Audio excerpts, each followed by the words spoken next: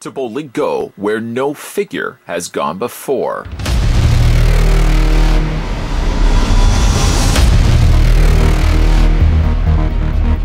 Which I guess is true, because today we're going to be having a look at the new McFarlane toys, Star Trek. This is Captain James T. Kirk.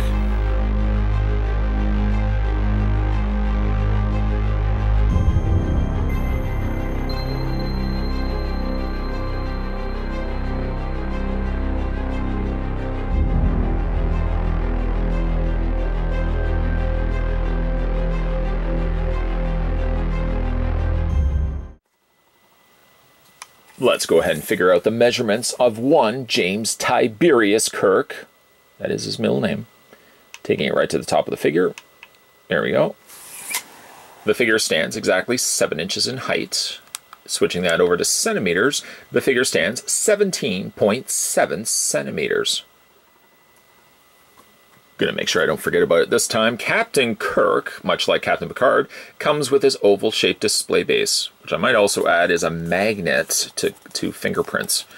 It is actually the exact same base, which then lends itself to my theory that all the Star Trek characters in future releases are all going to probably use the same display base. This is classic Trek with the classic font. It is also the same display base that came with Captain Kirk. Nothing really to be said for it. As a peg at the top, will hold Captain Kirk in place. Yada, yada, yada. We'll put that right to the side. Then looking at his largest of accessories, he comes with his phase rifle, which he didn't really use that often in this show. For some strange reason, I don't know why, this cartridge can be removed. It is just like it almost kind of looks like the color of caramel. Don't put it in your mouth though. It's not something you can eat. And then that just fits right into place. Again, I don't even know why it has to be removable. And when you are putting it in place, you have to make sure that you don't put it in this hole, but the hole right below it. And you just plug that into place. Don't want to do that too often because this is thin plastic underneath. I like the very retro nature of this phase rifle. Looks pretty cool. It's got all little buttons and lights on the sides there. Doesn't really light up, doesn't really incinerate your enemy, just in case somebody was wondering. But he comes with that. He comes with his standard issued phaser, which does not have, in case you were wondering, the mini portable phaser doesn't come removable. You can't take this part out. In the show, this could be removed, and often replicas do have that same functionality. You can just take that little smaller phaser out of the larger phaser. And simply you just can't do it here. Has the dial, has little buttons on the top there. Looks good. Can hold it in his hand. Disappointingly, though, I say this, there's no means anywhere on the figure that you can tab it into place. Much like the Communicator. Oh, I just gave it away. The Communicator also the same thing.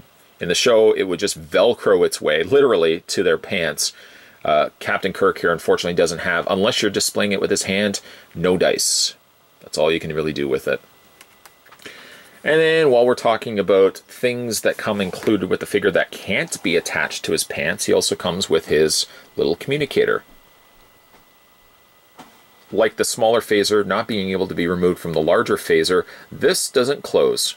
You bend this will break, and then you will cry, and then you will go to your mother, brother, aunt, uncle, father, whoever, and you might say, I want to go get another one. Why did you break this? I did. Lesson learned, don't bend this. It's just all one plastic. All one piece of plastic. It's got little dials on there. The spiraling part of the screen here has been omitted, but at the very least, I mean, it serves what functionality it does as a communicator. You can't be overly critical for something this small. And then lastly, Kirk also comes with an interchangeable hand. Now, technically, it is this hand that was the other option. This was the hand that was already in the socket. This hand is good for holding, like, for example, like the phaser, but it does involve you having to pry the fingers apart just a little bit to wedge the handle portion in.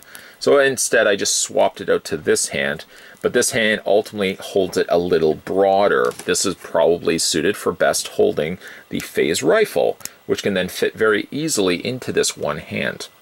Never probably find myself ever displaying him with it, but those are the reasonings why you have the 3 different hands. I want to talk a little bit about this hand. On the other hand, you have this hand here, which is clearly suited for holding the communicator. It's unfortunate, though, that it has to hold it the way that it does, because it ultimately makes his hand look like it's a mutant hand. What is going on with Captain Kirk's hand? It looks like a disastrous mess. It looks as if almost his hand was made out of wax and then has gotten really hot. Well, the whole thing for it is you're supposed to take the communicator and wedge it in between, like even his thumb. Put it in and then you kind of push it against his hand and he holds it. But even like his thumb is exaggeratedly distorted. It's a lot longer than what it needs to, and it just really looks weird on him. But if you display it like this, you're probably not going to see it as much. But it is hard not to notice the very long digits there of Kirk's one hand. Go ahead and take this out of his hand. Which then leads us to Captain Kirk. Now, if you are following on this channel, thank you. Thank you for doing that. We already had a look at, just reaching off camera, to this guy. This is Captain Picard. And I did say in this video when we looked at this guy that I really should have looked at Kirk first. I really honestly think that Kirk is the better looking sculpted figure. It's not great, like it is off, but the sum outweighed, what is it? The needs of the many outweigh the needs of the few, or the one. In this case, the many outweigh certainly the small little nitpicks I could make about the figure. Picard, unfortunately, represented the needs of the many. Just too many things wrong with the figure that made me really like it. Kirk, I think, is a good opposite to that, because there's really a lot to like on this particular figure. We'll all talk about that in a second, but I just want to show you the comparison between the two captains. You guys will not see each other again until Star Trek Generations, where a nexus will throw you together and Captain Kirk gets killed on a bridge. Just ridiculous. Anyways, so having a look at this particular figure, I have to admit this is a good looking Kirk. Right down to his toupee on the top of his head. If you didn't already know that, you can look that up. I think the face sculpt is really quite good. There's something that still seems off on the eyes, so I'm not going to 100% buy into the fact that this is a perfect figure. The eyes are a little off. But overall, that's a pretty good head sculpt, and a much better head sculpt than what we got with Picard. Here he has his traditional Starfleet uniform, the more mustard yellow. Mustard yellow back then, you were okay. If you were wearing the red, you'd be in trouble. It was the reversed, it seemed, with Next Generation. If you were wearing yellow, hope you weren't staying too long on the ship. You're probably going down on an away mission and something bad was going to happen to you. Here, the emblem is very cleanly presented. I don't see a whole lot of splotchy black paint around it. There is black paint, but in a natural way that it should be outlined around the emblem. Right down to the fact that you've got the little starburst insignia right in the middle there. The costume is nicely textured. I don't really know why it's got these seam lines around the side here. I'm wondering if this part doesn't come off on Kirk, but I'm wondering if they're going to use maybe the same back, and they're going to change the front out depending on certain characters. I don't know, but there is this very obvious seam line running from the top of his collar all the way down to the bottom of his shirt.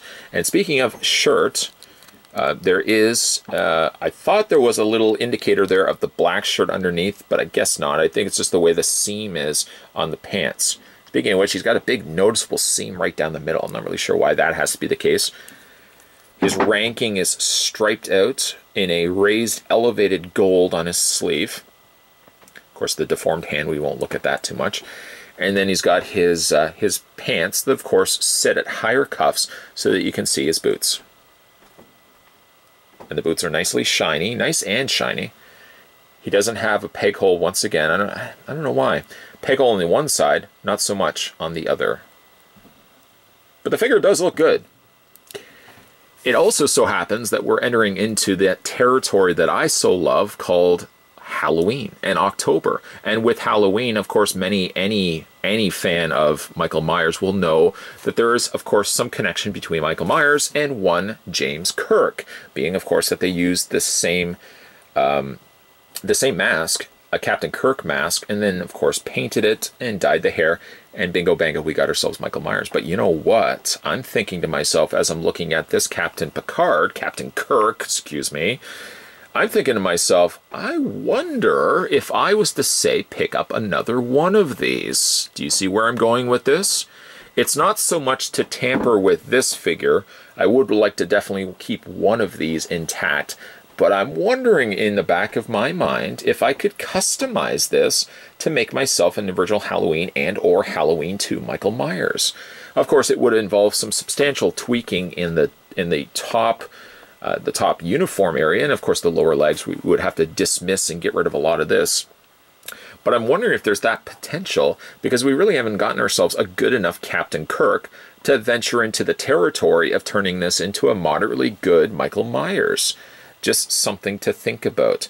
I mean, the head sculpt is good enough that I could think this could work out to be a really good custom Michael Myers. I don't have the skill, nor I think the available time to do it, but it's something that I'm thinking in the back burner. I'm letting it simmer on the stove for the time being. It may be something I may ponder, may consider trying. I'll keep you guys posted for that. In the meantime, posability on Dear Captain Kirk here. His head rotates all the way around, hinges up and down. Shoulders hinge out to about there. I think a good necessary amount. Like I said, it rotates, gets a little tight on the top there when it's rotating around the shoulder area. Bend at the elbow. Elbow also allows the forearm to rotate. And you can also rotate the hand. Deformed hand. And then the waist swivels. Not really much though, that's about it. Legs split on both sides, forward and back, bend at the knee, rotate the lower leg, and then you've got foot articulation. The foot rocks back and forth and hinges up and down. Like I said, you've got the peg hole on the underside of the feet, so if you want to get a little bit more creative with the way that you're posing Kirk, you don't have to necessarily have him just standing straight like this. You can incorporate things such as the phase rifle, you can incorporate things such as the phaser, or you could take the communicator and put it in his rather deformed hand. There is also a good possibility as well that that deformed hand was sculpted in such a way that it holds perfectly the barrel of the phase rifle, which I've got here in final looks. It's still hard not to look at it though, it's pretty messed up. But I like Kirk here a lot more than I liked Captain Picard. But Captain Picard had a lot of shortcomings. Paint was off, just the choicing of sculpt was off, with the biggest culprit being the head sculpt. Here, I think this looks a lot like William Shatner. It's not 100%, before you want to comment down below. I think the eyes are the one thing that could have been changed on Kirk to make him look right dead on. But from most angles, I think it does bear a strong resemblance to Captain Kirk. He's got cool accessories, pretty much the accessories one would want for Kirk. And really, the body mold and the head sculpt is so good that if McFarlane Toys wanted to still continue to use this mold, there's enough different looks for the Captain in the original classic Trek that they could get away with using the exact same mold. The one I really would like to also see, above and beyond the yellow uniform top that we looked at on this figure, I'd like to see them also do the sash yellow or the sash green shirt that he also had in later seasons. The one that kind of had a cross sash on the front, kind of tucked its way down. It was a weird looking design. I don't know how he could get away with that from Starfleet regulations, but that green top I think would look quite good on this figure as well, if they wanted to make use of the same mold. Speaking of using the same mold, the more I'm thinking about it, the more I'm thinking I want to pick up another one of these figures and try my best, take a stab if you will, and that's the best way to best coined word to use, take a stab at maybe making a Michael Myers. Not Michael Myers from the later movies, but Michael Myers from the first and the second Halloween could work definitely quite well, considering it was making use of a William Shatner Captain Kirk mask to start off with. It would be funny and ironic to then use this figure and try to make a custom Michael Myers. Leave it with me. I'm not promising I'm going to try it, but leave it with me. Either way, if you guys want to pick up this one for yourself, it should be now available in comic book stores. Price point on the Star Trek figures, which I don't think I mentioned for Captain Picard, you're sitting at around $20 to $24 for what you get, and about the on average price that one would expect from the Walking Dead figures, also from McFarlane Toys. I think that's a good, reasonable amount.